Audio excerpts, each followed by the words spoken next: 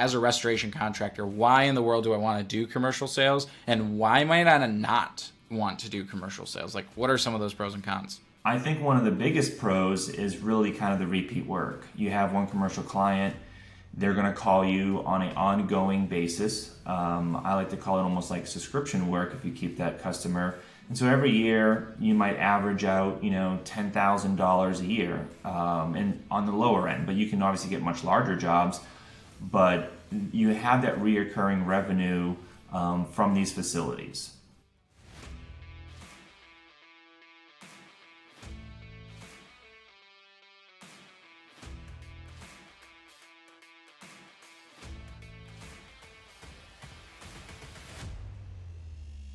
Welcome, everyone, to the Albi Afterhours podcast. Alex Duta here with Albi. Super excited to announce episode number 6 of the Albi Afterhours podcast. Today, we have a very special guest, and that guest is Jeff Carrier. He's with Restoration ERP, and he's on the same mission as we are here at Albiware to help restoration contractors grow and scale their businesses by applying unique techniques towards their business. So, Jeff, really happy to have you finally on the podcast. I know I've been very busy. So welcome. How are you doing today? Yeah, thanks for having me. Thanks for putting this together and allowing me to share a little bit of what we're doing and for your audience. So I'm glad to be here, and we're, as you mentioned, on the same mission to help companies in new creative ways. That's awesome. So let's kind of dive right in nice and deep and kind of talk about your background within restoration, how you got into restoration, what you did restoration-wise, and kind of just, give me that rundown for a little bit. Yeah, so I've been in the industry since 2010, as most people just kind of fell into it, didn't know anything about it. Got a marketing degree and was one of my first few jobs out of college. So I've actually, like most people, it sucked me in. I haven't been able to leave. And I started with a independent local contractor, headed up all of their sales and marketing, managed sales and commercial account managers, as well as the in-house marketing. And after about 7 years of doing that, we actually branched out a little bit and started our own little small agency to help out local contractors across the country who are having trouble with their online marketing. And one of the first things that I kept on hearing over and over again after having some success with some of these campaigns was, I want some more commercial work. How do I get more commercial work? And typically it's not really done online. You're creating relationships. And I would always tell them about disaster ERPs, commercial planning, and so forth. I had a lot of experience doing that. I ran the program myself, set it up, ran commercial account managers, as I mentioned. So, but even nearly 10 years later, being in the industry was still doing what was still a successful process. It was still very archaic in the model, which was offline paper and binder strategy. And so I finally said, well, let's see if I can actually provide some value to the industry, coming with a restoration mindset, having experience doing it, knowing exactly what independent contractors need, and see if we can provide something that is much more 21st century, something that is much more of a value-added benefit for the end user of the commercial property. And that's what kind of led me down this road to develop Restoration ERP, which is an online cloud-based disaster preparedness plan for commercial facilities that's branded as the restoration company themselves. And so that's here I am today, trying to help companies with new and creative ways to get their foot in the door. Awesome. Wow, that was a lot.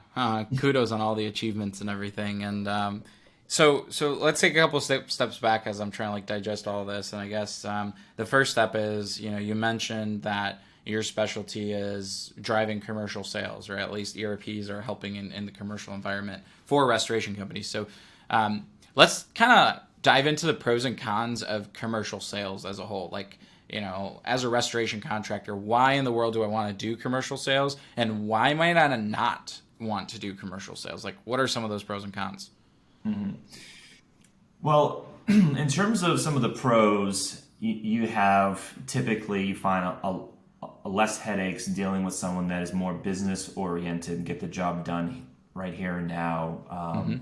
Financing is typically not a huge issue. And I think one of the biggest pros is really kind of the repeat work. You have one commercial client, they're going to call you on an ongoing basis. I like to call it almost like subscription work if you keep that customer. And so every year you might average out, $10,000 a year, and on the lower end. But you can obviously get much larger jobs. But you have that reoccurring revenue from these facilities. Some of the cons could do with, depending on the size of your restoration company, could do with actually executing, completing the job if it's too large. But speaking from more of a marketing standpoint and sales standpoint, which is where my background is, you do, and I see this a lot, where not enough effort could be put in terms of acquiring that customer, because there is a higher cost per acquisition. Okay. And what a lot of owners, I think, do kind of miss in this, though, and even though that is 100% accurate, there's usually a lot more upfront cost and time to get that sale and lead. But the year 2, year 3, year 4, and so on, your ROI actually dramatically balloons. And we've done a little case study where it's up in the 25 to 30x range for like a normal salesperson. Whereas if you imagine paying for every single lead through Google, you're always paying that $500 or whatever, like just a regular number to use offhand. So you have to spend that same amount with Google every year just to acquire, say, that $100,000 worth of work. Whereas actually the rate of return on commercial work dramatically goes down. So, but the upfront work and leverage is significant. So it's definitely a sticking point for a lot of contractors, and it is a big hurdle. Interesting. So I think what you're, kind of alluding to in marketing terms and from classes that you might take at like a college level marketing class is like, what is the customer lifetime value, right? And in restoration, we're so accustomed in the residential area for customer lifetime value to be that one job, right? So, the likelihood of Miss Johnson's basement to be flooding again is very slim. But what you're saying is, okay, you got the commercial account, right? And you're willing to spend $1,000 to get Miss Johnson's one-time flood, and then you have that same expectation to get this hospital that could get us work over X amount of time. So how do we calculate that customer lifetime value? And then how do we go about thinking how much could we actually spend to acquire that customer? Can you walk me through that scenario, or do you have a calculator or something that helps with that? Obviously those are some pretty hard numbers. I've run some stuff on my own, and I feel like it depends a little bit on how aggressive you are as a restoration company. I would personally be willing to spend up to 1 year's worth of sales to acquire one commercial account, barring that you can keep that account for a minimum of 5 to 7 years. So if one account is averaging, we did some sales with an independent restoration contractor, and their average commercial sales was actually $7,000 for a commercial sale. Nothing crazy. There's a lot of small, tiny stuff to keep the account in there. And so if you thought about spending about close to $7,000 or $5,000 to acquire that customer, I think that's like the threshold on the higher end. And really, it shouldn't probably be that expensive. I don't think so, but I think I would go all the way towards that end. And then again, the following year, to kind of put in perspective, there's a lot less maintenance on a commercial client. So a lot of restoration companies invest in insurance agents, which is a little bit similar to the lifetime value of an agent. As long as they stay there producing, they keep producing obviously new leads and new sales for you. But you're typically doing, monthly visits and other events with agents. With a commercial property manager and a facility manager, I doubt you're visiting them more than maybe twice a year, to be honest. I don't know. Everyone's a little bit different, but they're really busy, so you're not going to be in their facility as often. And so you might be doing a scheduled check-in outside of the work they give you and your coordination there, and maybe managing a plan more than a few hours a year. So imagine what you pay someone, $60,000, imagine it out per year, and then how much that is on a few hours per year. Now that's where that extra really high-end ROI comes in. That allows you to start compounding growth, because that person can now manage more accounts because they're only spending 3-5 hours a year on this commercial account outside of when losses are called in. Awesome. So essentially, when we're looking at pros and cons of commercial work, the pro is it's reoccurring revenue. You get that account once, that account's going to, be fruitful over time. And when we look at, costs that we're going to acquire that account, we're typically looking at a higher cost. We might not break even on the first or second job, but we must keep into account the fact that this account's going to keep giving us work for the next 5 to 7 years. So very helpful. So Wow. you mentioned that your approach to commercial sales, or part of your approach, is something called an ERP, right? What is an ERP? Like, I know it can stand for Enterprise Resource Planning, but I don't think that's what you have, right? So what's an ERP stand for? What is it, and why do you use it? Yeah, so ERPs is emergency response plans, and there are a lot of different names out there. So people have, PRP, and you hear about code reds and so on and so forth. So that just happens to be the term that we used and currently use at Restoration ERP. It's probably one of the more common ones, at least in the restoration industry. But as you mentioned, ERP is much more of an enterprise name as well, acronym. And essentially, what you're doing is you're having a value added offering to the commercial client. I like to call that a loss leader, another kind of marketing term. Whereas you're going in and you're offering something of value at near break even or maybe even loss, and this is where the kind of the cost up front comes up, because you're going to be investing a lot of time in this process of collecting data. For the reason of acquiring the account. Now, with disaster preparedness plans, the goal is to help a facility set up a disaster preparedness plan, and we can get into more of what that entails, because that's a pretty wide-ranging just statement right there, in return for all of their restoration work. Now, and this is why this strategy is popular, because you get the exclusive either handshake agreement or non-binding written agreement of sorts. Everyone does a little bit differently. That you're going to get their first call to all their restoration work.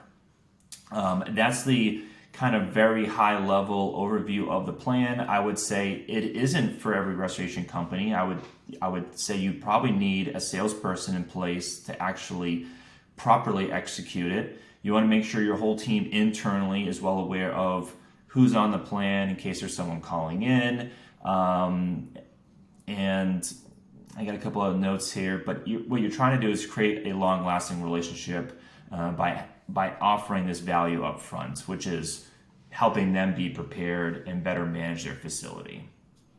So if I'm understanding this correctly, and obviously I have a little industry bias too, but essentially an ERP is this, plan, which could be a paper plan, it could be a digital plan, and it basically helps that facility in case something does not go as expected, right? It could be anything from a sprinkler burst to a fire to a power outage to whatever, right? A collapse of the building. And they have this binder, they go to that binder, or again, cloud-based solution we'll talk about in a bit, and they're able to read through that and then take action based off of that, right? Exactly, yeah. I mean, Perfect. these facility managers need to have a lot of procedures and processes in place into, like, if this happens, then we do this. And really, we're actually seeing a lot of mandates in some of the verticals from insurance, specifically assisted living is being required almost nationwide, from a lot of what we're hearing, to have at least some sort of paper hard copy plan in place, or at least present to the insurance company for their premiums. Yep. I mean, it helps prevent further loss and ensure that when a loss does happen, right, we're moving quickly and we do things properly. So awesome. So what are the different, parts or phases or procedures of implementing this ERP? Like, what should a restorer do? Can you walk me through step by step, maybe a little bit? Yeah.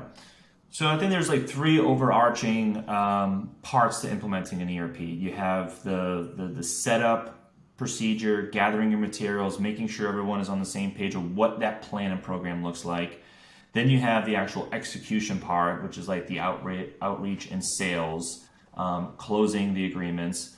And then you have the last part, which is typically the easiest part, which is data collection, onboarding, and then servicing the account once you have it. So those are kind of the three overarching categories. Got it. So to set up an ERP, I assume that we want to have some sort of template or something that we're going to follow, right? Can you Yeah, shine, yeah. yeah, shine So more light on that? How do we set it up? Like, yeah, what can so we do? and I have a checklist I'm going to provide you and your audience that they can Awesome. literally just download and go through it. It's a good framework of what to include in your plan. So in the setup process, which is really important, we see a lot of people honestly kind of struggle with this phase. Is what are we offering? So there's a lot of things that we could be offering in this plan. Are we offering any kind of pricing deals? Are we going to be telling them we have priority response? Are you going to be doing any 3D scans for their facility, which is a lot of property managers like? Are you doing a facility walkthrough that's almost guaranteed? That gets you on the process. That's almost like a standard. Are you going to require a signed agreement? What information are you going to help them upload or save to the binder or cloud-based system? Are you going to be doing equipment staging? Here's something that I like to talk about, which is if you have a large enough facility and it makes sense for you and you're at an appropriate size restoration company, why not stage a couple pieces of equipment at the facility? Their maintenance staff can use their 2 or 3 DHUs and air movers when a toilet overflows. And that allows your salesperson on their, say, quarterly or semi-annual check-in, go in there, check the hour ratings, bill them for the rental. Your equipment is there minute zero in case there's a major disaster, and you have a little bit of everyone kind of wins. They don't have to call you out for anything small, and a lot of facilities, restoration is not cheap, so that helps them with that. You're there for the big stuff, which is what you want. Your equipment's there. So are you offering that or not? Are you offering loss scenario run-throughs? And these are all things that we can mix and match or add or throw the whole boat to them in terms of what does their plan look like when you're sitting in front of them doing a presentation. So that's kind of the what are we offering phase, and then who are we targeting? Pretty straightforward here, but do we have an A, B, C in terms of where we're starting? Are we starting with assisted living and then hotels? Are we going to be doing or not doing multifamily? That's typically kind of a different world. Some people thrive in that, some people don't. Third would be, what is our sales process and cadence? And here's something else I could provide to your audience. This is arguably, I think, one of the most important, coming from my kind of sales and procedure background. One nice thing I like about commercial sales with an ERP approach is that there is somewhat of a finite sales process, in the sense of we get an answer at the end. Mm-hmm. Yes or no? Are they signing up for the plan or are they not? And if you get the presentation, you should get some sort of answer. And if you can't get the presentation, then they're not signing up for the plan. And being a sales manager myself in the past, everyone's heard the story of had a great lunch, they're going to call us on their next loss, and then we're just sitting, waiting, and wishing, right? So with an ERP procedure and plan is we have a specific outreach process. What are we doing in step 1? What's our outreach process? What method are we using? What medium? Is it email? Is it newsletter? Is it a mailer that we're sending them? What's the follow-up? What's the script that we're sending them? This whole thing should be laid out so that way when you hand this to a salesperson, they can actually go through this step by step, be consistent about it, go through the cadence, and then once they get their answer, go back to the beginning, add new prospects to the list, and then go through it again. And that's when you have a really, I think, efficient sales program in place. So that would be the third piece in terms of setting up, and then what materials you have. Do you need, a specific ERP card? Do you want to have a specific ERP logo if you're going to go really down that route? A flyer to hand out and leave behind, social media posts. If you're going to go to a conference for facility managers, you need to get a banner. Just simple stuff like that you can brand to your company, brand about being prepared for disasters. So just going back in terms of the setup and the material, those would be the kind of the main categories and areas that you should walk through with all of your main, sales, biz dev teams, owners and managers. Put that down on the checklist that I'm going to provide to you. And then once you have that in place, now you can start going out and marketing it. Got it. That's a very comprehensive list, Jeff, but it's very important. I think a lot of people expect to, tell salespeople, hey, go after hospitals and just go do it. Just go do it. but it's very important to systematize it. We all think that sales is this unsystematized, chaotic thing, but in fact, the most successful sales plans are the ones that are systematized and there's a process in place. So, and you said you had a checklist, which you're going to be giving to our audience, which the link will actually be down below. We'll happily share that with you. And Jeff, that is very nice of you. Thanks so much for that. Yeah. So let's move to the second step. So we have everything packaged. We figured out exactly what we want to offer these property managers. We have flyers. We have those banners for trade shows. We've booked those trade shows, things like those. What is the next step? So the next step is your outreach and sales. Okay. So of course you're going to be utilizing that sales cadence that you created. This is a little more, you just have to kind of go out and do it, type of section. But if I were to break this section down, you've got number one, most important, you need the right person.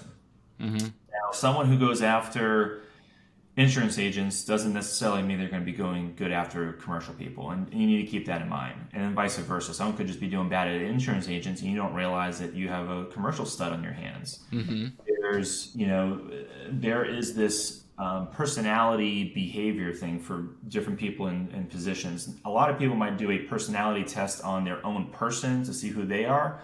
But one of the things that you should do with your sales staff is behavioral sales training to identify who they're selling to. So, for example, there's a lot of different types of DISC and other kind of behavioral sales out there. Typically, there's like 4 different categories. You have your assertive. I'm looking at a chart right now. You have your amiable, your expressive, and your analytics. So you're going to have kind of your expressives are your insurance agents.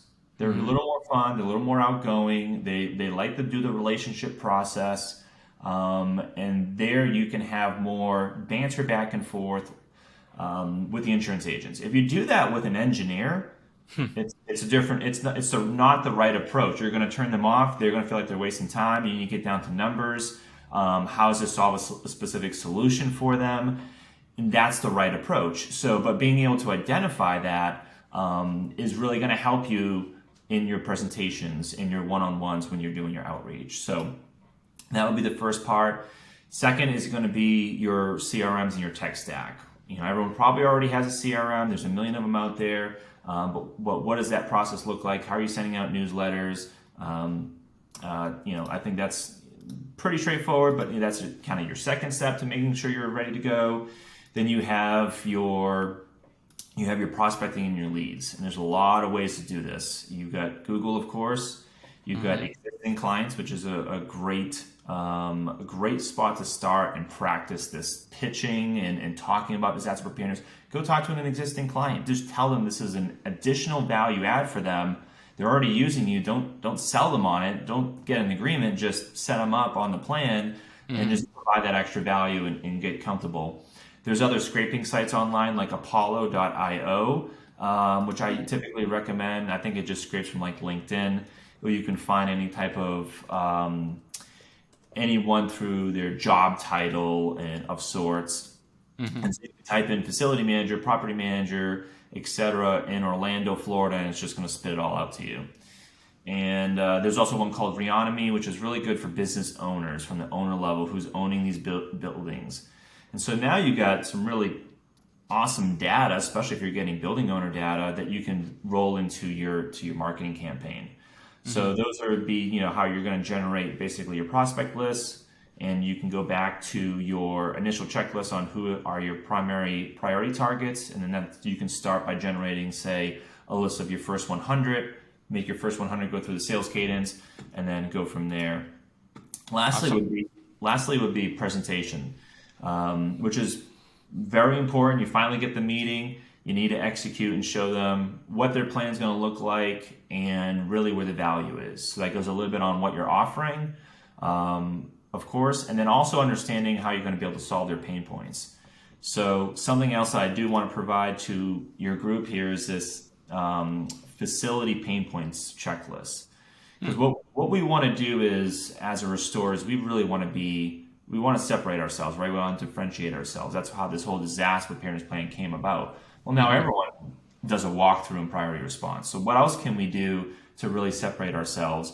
And in this pain point checklist, there's certain things that no one is talking about from a facility, going in there and helping them out from a facility perspective as a restoration company, including how are they managing important documents? How are they handling onboarding new employees for their facility information? Now, of course, some of this is specific because we have a cloud-based solution, but if you're walking in there with a cloud-based solution, you're telling them you can help them with their onboarding process because they can outline the utilities, outline the shutoffs, and it can get easily accessed by any new maintenance technician for their training. Budgeting for emergency expenses is great for like a loss scenario run through. So anyways, this sheet here and just being prepared in terms of how to handle what their pain points are is going to dramatically separate you from other restoration companies when they're going in there and doing the, we've been around forever feature machine gun scenario. So that's the I guess the second end of the second part, which is the sales outreach and close. Got it. Awesome. And so essentially you're going there, you're outreaching to these property management companies, you're trying to identify, like you said, their pain points of what problems they have, and then trying to craft an ERP, this plan, to kind of solve their problems related to what happens if the unexpected happens. And then you're trading that ERP for a signature or on a promise, whether that's like an actual contract, maybe a master agreement, right? Or maybe it's just a handshake. We actually did like actual master agreements with our price list already in there, and said, hey, look, for those warm prospects, we'll give you this ERP, and then we'll also have you sign off on this price list. So if something does happen, you already know how much it's going to cost you per hour and things like those, and that's all set up front. Yeah, exactly. And I think really what we're trying to also do is try and shine light on the fact that there's a lot more we can do with this that the industry really hasn't. I mean, we are disaster restoration companies. We are the disaster responders, experts in restoring facilities, right?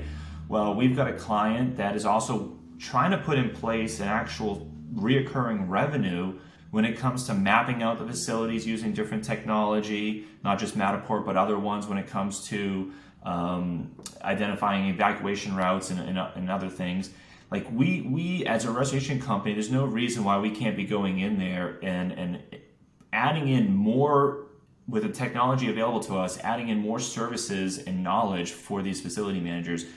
We don't only have to be the person you call afterwards, right? Like we're just waiting for the call. We can be in there prior, selling them other services alongside our expertise. We know exactly how to identify issues in a building and so on and so forth. So, and you mentioned this earlier too, you don't necessarily have to do ERPs for free. If you feel like it's a lot of work or something like that, you could also like charge for these things, whether it's the ERP or going in and fireproofing their buildings or going in and, I don't know, tagging their shutoffs and things like those and finding different ways. And while you're in there doing those cheap services, like you said, loss leaders, you're building this relationship. And yeah, that's awesome. That's really cool. So you keep mentioning this cloud-based thing. So at Romextera, I'll be honest with you, our ERP was a binder and it was pen and paper, right? And obviously most restoration contractors, that's probably what it is. I don't know what like the Blue Skies of the world are using, but you said you have a cloud-based solution, and I jam with that. I love, technology to solve problems. So talk to me more about Restoration ERP and like, what does it do? And you can even share your screen if you have some examples, not to put you on the spot. Restoration ERP is essentially all we're doing is gathering the data of the facility and uploading it so that way it's stored neatly and organized so that way anyone internally at the organization, the commercial facility, and or the restoration company, or even their vendors of the commercial facility, anyone can access this information, whatever is important for them, so that way they have it readily available for them. And I'd be happy to jump over to my demo site and show you what we got going on. Give me a second here. But you'll be surprised. You would be very surprised of all the conversations I had thinking that this would only be for small, medium-sized companies or non-franchises. But really the truth is without naming names or anything, no one really has a solution that's been like Mm-hmm. that. So we've had some very cool and fun, interesting conversations and working with a lot of different people, including some franchises that simply they just don't have it, and that you can check out our site and get an idea of who those are. So that's been the really surprising part, and Hmm. also surprising is that these facilities don't have something in place themselves. We have clients coming to us that this national senior living facility only has it in a PDF. We've gone into a Hilton and they have like a little thing behind the desk of like a piece of paper, and so Wow. like they have some of the information. It's like there, but they're not paying a lot to like house it online. So now the restoration company is really coming in and really providing some value to a great degree. Let me go ahead and see if I can share my screen. Okay. All right, so I'm just pulling up our demo now, and what you should see on the screen is the landing dashboard of the actual plan itself from what the restoration company would see for all of their ERP accounts. You click the plus sign, you fill out this quick form, and now you have an ERP plan ready to go to start filling out for one commercial client. And I'll go into here, Park Ridge Hospital. You can see the 12 square feet, the main stuff. And everything's pretty straightforward, as you can tell, with the pencil icon and the trash bucket here, which is important for these facilities.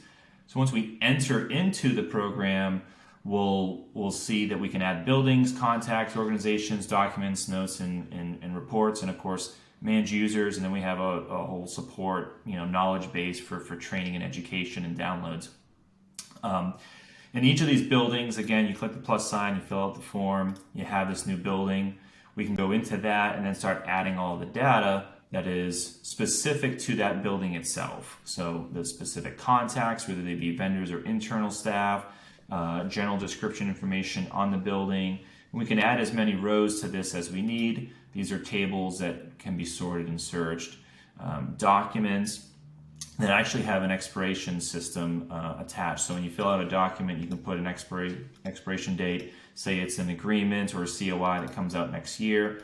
We can put in all the emails here, including your business development person, and then they'll get notified along with whoever else is being notified here to manage and keep this plan up to date. Attach the file or the URL, and then we can tell what's expiring, what's not, and of course they can easily click to open any of these files. And this is important because there's a lot of documents and programs and procedures and even like security equipment manuals that they don't have to access on a regular basis. But if something happens to the fire alarm user manual, where is that? How do they access it? And we even have another whole sheet of these types of questions to be asking during the sales presentation, because we want to get them thinking about, well, where is the equipment that you guys are using, or how do you access these documents? And so elevators, of course, Matterports, where you can click to open up the Matterport rendering, and then they can easily access whatever you put inside the Matterport when it comes to links to, again, manuals, shutoffs, walkthroughs, and this alone can be a great, obviously, training and onboarding tool. Other access, lockbox information, they don't have to change any of their access information now through email or however else they might do it. They can just come in here, say the lockbox code change, update the plan. Now, next time someone goes there, it's updated for them. Generators and other equipment. Where is that equipment located? How else to use it? Last time it was service. Pre-existing damages, and then utility section, which you can outline any type of utility. In this example here, you see a sprinkler riser room. Who's the vendor that we need to call? Who's the main contact at the vendor? This is helpful, again, because when you're setting up a disaster plan, you're typically working with the main decision maker, and then maybe one other person helps you with some of the walkthrough stuff. Well, we really got to infiltrate and make sure everyone's understanding of who's calling someone in the middle of the night, security knows who to call, so on and so forth. So here we can outline who that is, and then they can put in place all of the controls for that sprinkler riser room. So what is the shutoff? What's the access information? Last time it was service. They can put other documents in there. And now we fully outlined the sprinkler riser room. Anytime they get a new employee and technician, they know exactly how to use it, access it, and operate it. That's And that awesome. goes back to answering that, onboarding pain point if should they have that as an answer. And everything else, just organize it with organizations. You can have the company, all the contacts associated with it, and then even all of documents associated with that vendor, whether it be agreements, price lists, as you mentioned, COIs. They can see if it's expired or not, and then download that information according to that vendor.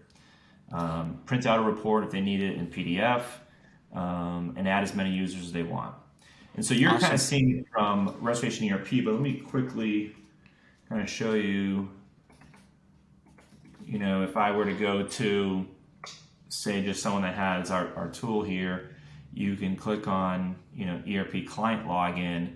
And so the way that everyone's kind of accessing this is going through their website. And so you can't even tell that we're powering it, unfortunately, to some degree. But in this case with Panhandle, like you could tell it's on their URL, it's branded by them. And so when they log in, they won't see our logos, right? Those are all swapped out. Yep.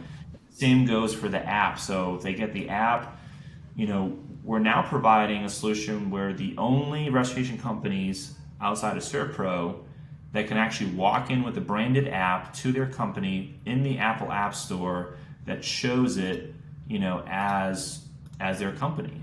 That's awesome. And so in this example here, again, nothing to do with Restoration ERP. You can manage the entire disaster preparedness plan from your pocket, and they can send out push notifications to their clients on whatever they want, like an ESPN alert on top of their phone, rental equipment available, storm coming in, whatever they want to say. That's awesome. That's what we're trying to do. That's what we're trying to help people do. Just take the disaster preparedness plan kind of to the next level. And it's been a fun experience so far, seeing what everyone's done with it. That is really neat. That is incredible. I will definitely take this back to our product team so we can talk about an integration with Albi. But this is all what we're about, solving real world restoration problems with technology. And you can imagine that you're replacing these binders of information with this one technology that's easy to use and everything. So kudos to you, man. That's awesome. Yeah, thanks. I appreciate it. And like you said, we're both just trying to solve some issues that I think that the restoration industry has had for a little bit, and we're trying to solve it with some just newer technology, making it easier for all of us. So, absolutely awesome. So, if a contractor is interested in Restoration ERP, how do they get in touch with you? They go to your website. I assume a link down below, and they can go there. Yep. So we even have sign up right on our site. We got Perfect. pretty transparent pricing, at least when it comes to the platform. And we also got a calendar thing there, so if they want to just schedule a quick demo with us, make sure that they're comfortable with everything, ask us any additional questions on how it might fit their business or not fit their business. We're very open on that. We have sometimes some clients that just aren't ready. Totally understandable. Check back with us in 6 or 12 months, whatever the case is, because just buying any platform, and this, right? Like buying a platform is not going, like just having it is not going to solve whatever they're trying to solve. And in this case with commercial sales, like you still have to have these other parts and pieces in place, which is why we're providing a lot of the checklists and downloads to like help them with that actual implementation process. That's awesome. So commercial restoration sales are definitely very, very lucrative. So, yeah. Awesome, Jeff. Well, this was awesome. I love doing these podcasts. I love jamming with fellow restorers or people from the industry. Any last comments that you want to add to this podcast? Anything that you feel like we didn't cover? We did a pretty good job of hopefully trying to not only show the rosy side of the commercial sales, and hopefully that was also expressed in the amount of work sometimes the setup process and implementation can be. But if you have a sales staff and you want to get commercial work, you have to ask yourself, how am I going to differentiate myself going in there? Because a lot of times they probably already have a relationship in place. They might already even have a plan in place. So how are you going to acquire that commercial customer? And so you just need to ask yourself that. And typically, obviously, I think the ERP process is a great solution for that. But yeah. Awesome. Great, man. Yeah, well, yeah. Alex. Thanks so much for coming on the podcast. We really appreciate you, and I look forward to working together in the future as we both have different problems that we're trying to solve with technology. So this is awesome. Yes. For those of you that like the podcast and like all this kind of content, if you guys could please like and subscribe, that'd be awesome. I've also put my information down in the box below, as well as Jeff's, if you guys want to get in touch with us. Jeff, I believe you have a Facebook and a LinkedIn where people could probably reach out to you also. Yep, I'm on LinkedIn, probably more Awesome. active there. Got it. But Restoration ERP is also on there, and also we have a Restoration ERP Pros Facebook group. You know, Oh, okay. there's some like-minded people. You don't have to be a customer or client or anything Awesome. like that. But if you like commercial sales and you want to, ask some questions with some other people, check us out there. Great. Awesome. Awesome. Well, this is great. Till next time. Hope you guys enjoyed this podcast.